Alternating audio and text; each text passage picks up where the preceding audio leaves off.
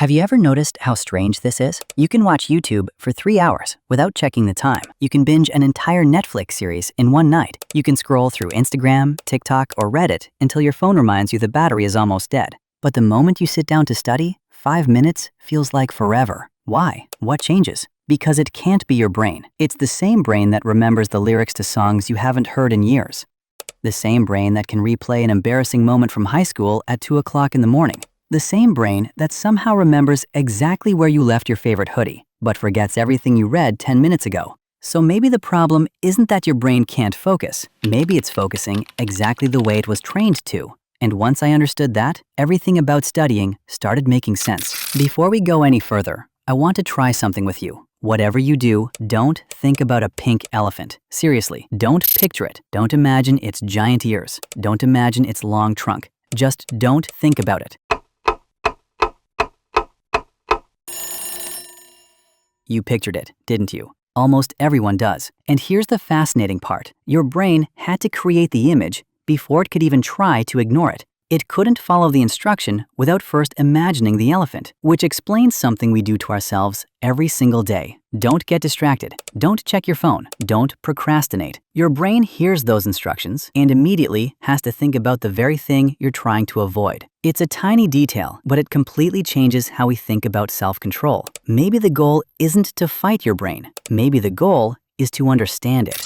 Think about the last time you picked up your phone. Did it ring? Did someone text you? Or did your hand simply reach for it without you even realizing? Most of us like to believe every decision we make is intentional, but psychologists have known for decades that much of our daily behavior runs on habit. In fact, researchers have estimated that a large portion of our everyday actions follow familiar routines rather than fresh decisions. Think about brushing your teeth. You probably don't debate whether you should do it. You just do it. Not because you're motivated, because your brain has repeated that routine so many times, it barely needs your attention anymore. Now imagine that same process happening every time you unlock your phone, every time you open YouTube, every time you refresh social media. The more often you repeat a behavior, the less your brain asks whether it's a good idea. It simply assumes this is what we do. Here's a question. When was the last time you stood in a line and did absolutely nothing? No phone, no music, no notifications, just waited. It's surprisingly difficult now. 20 years ago, boredom was normal. People looked out of train windows. They stared at the ceiling. They watched clouds drift across the sky. Today, the second boredom appears, we erase it. One swipe, one notification, one short video, and it's gone. At first, that doesn't seem like a problem, but boredom serves a purpose. Some of your best ideas don't appear while you're scrolling. They appear in the shower, while walking, while washing dishes, right before falling asleep. Not because those places are magical, because they're some of the few moments when your brain finally has room to think. Let's try one more experiment. Don't pause the video. Just answer honestly. What's the longest you've gone today without looking at any screen? Not for work, not for studying. I mean, completely away from every screen. Think about it. Was it 30 minutes? 10? 5? For many people, the answer is less than 2 minutes. And that's not a criticism. It's simply the world we've built around ourselves. Every app, every notification, every endless feed is competing for one thing: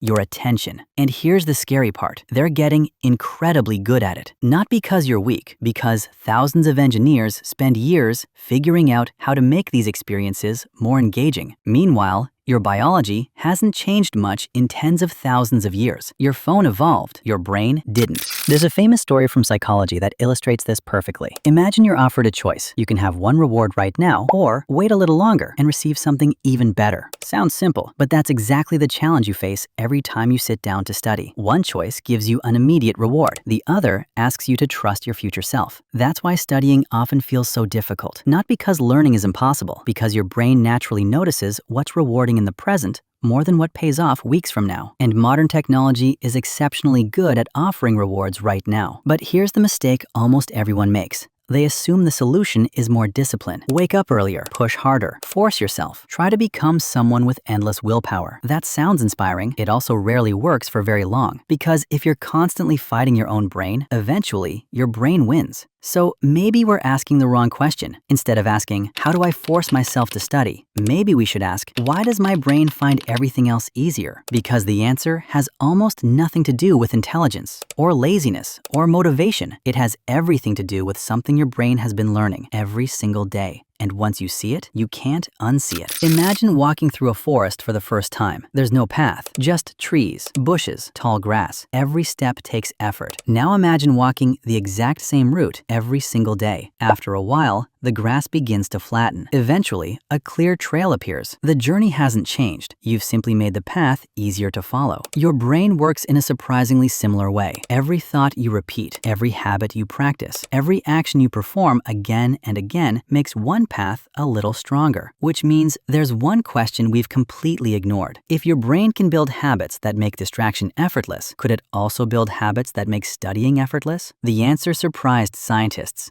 and it might surprise you too.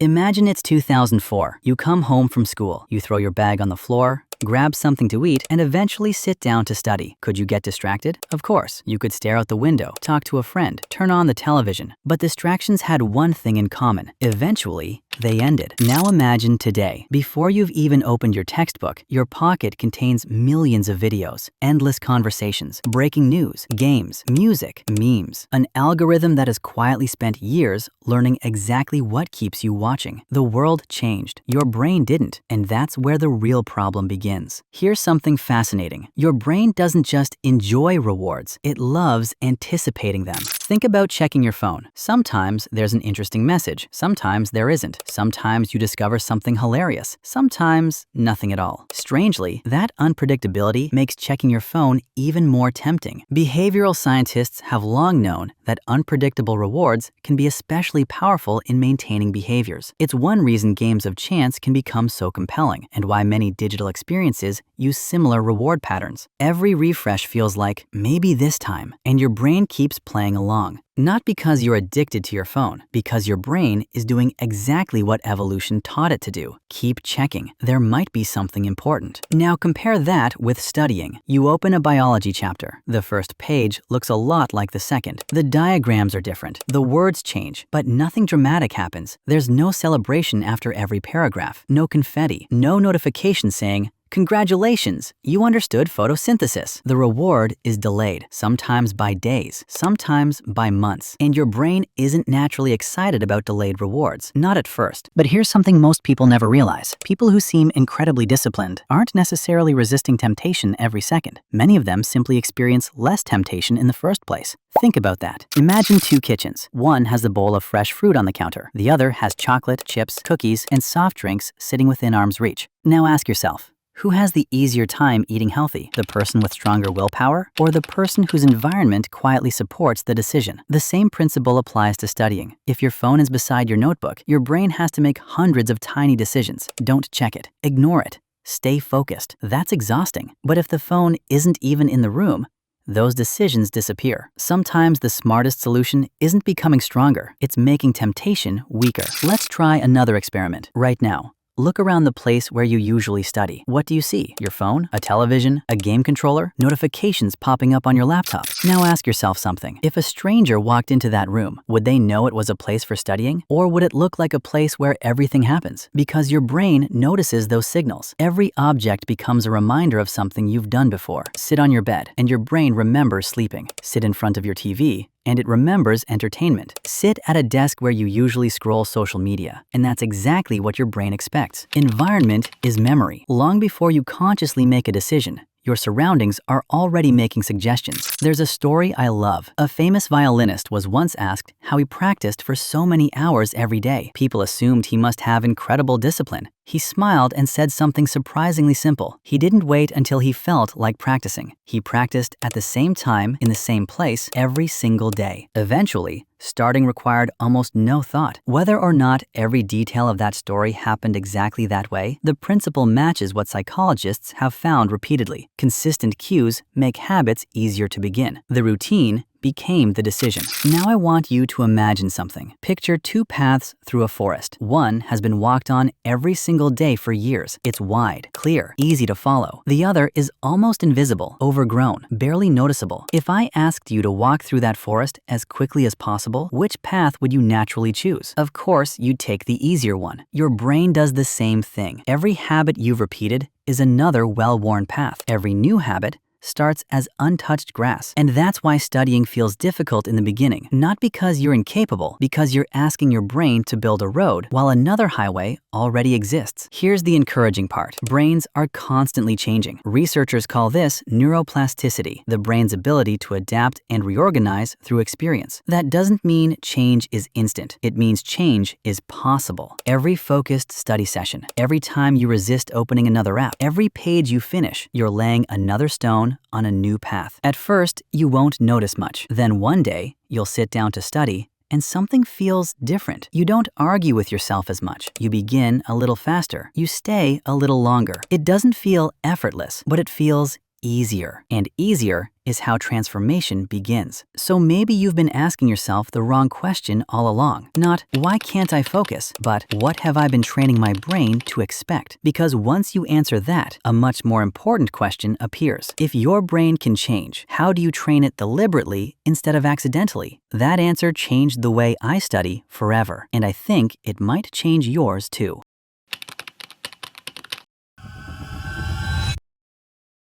There's something I wish someone had told me years ago. The goal was never to force myself to study. The goal was to become the kind of person who didn't need to be forced anymore. Those are two completely different things. For years, I treated every study session like a battle. I'd wait until I felt motivated. I'd make complicated schedules, promise myself I'd study for 4 hours, then spend the first hour convincing myself to begin. Maybe you've done that too. The strange thing is, we almost never do this with things that have already become habits.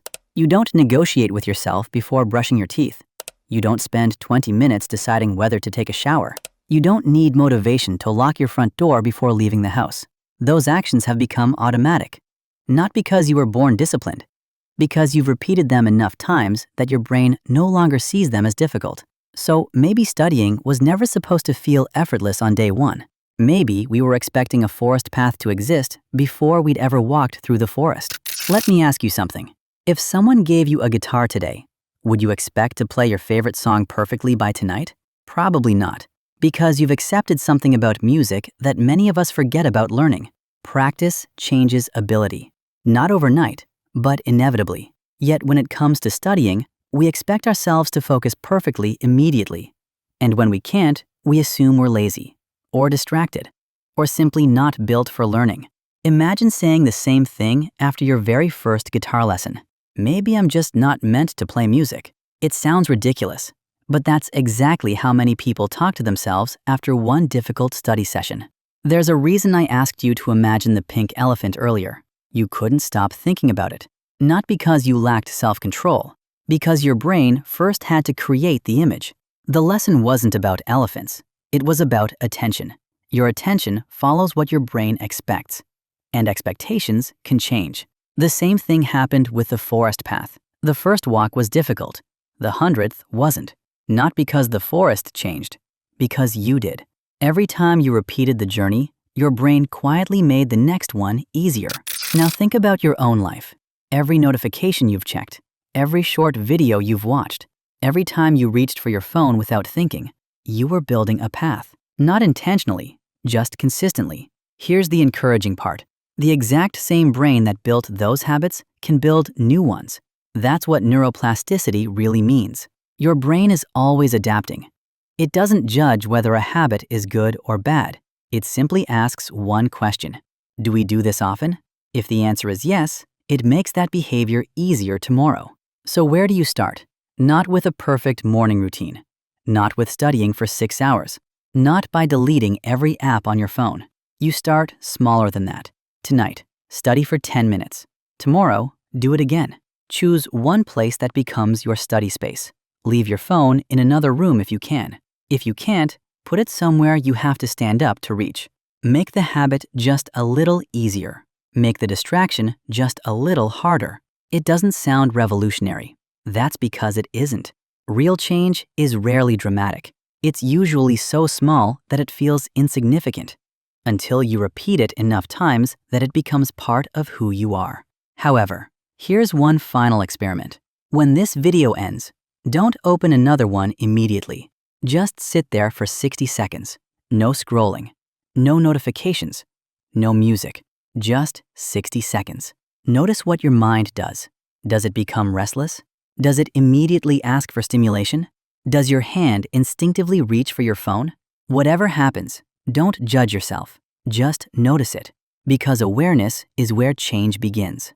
You can't redesign a habit until you've noticed it, and for many people, that 1 minute of silence might teach them more than this entire video. Before we finish, I want to leave you with one thought. A year from now, your brain will not be the same brain you have today. That's true whether you try to change or not, because every single day, it's adapting to something. The question isn't whether your brain is changing. The question is, what is changing it? The videos you watch, the conversations you have, the books you read, the habits you repeat. Every day, your brain is casting votes for the person you'll become. One vote doesn't seem important, neither does the next, but hundreds of them quietly shape your future. And that's why I don't believe successful students are simply born different. I think they've spent years casting small votes in the same direction. One page, one chapter, one study session, again and again and again, until one day, the thing that once felt impossible simply became normal. So the next time you sit down to study, don't ask yourself, can I focus for the next 4 hours? Ask yourself something much simpler. Can I become 1% better than yesterday? Because if you can, then your brain will do what it's always done. It will adapt. Not because it's special, not because you're lucky, because that's what human brains have been doing for thousands of years, learning, adapting, growing. And maybe that's the most encouraging part of all. You were never broken. You were always being trained. The best part is, starting today, you get to decide what trains you next.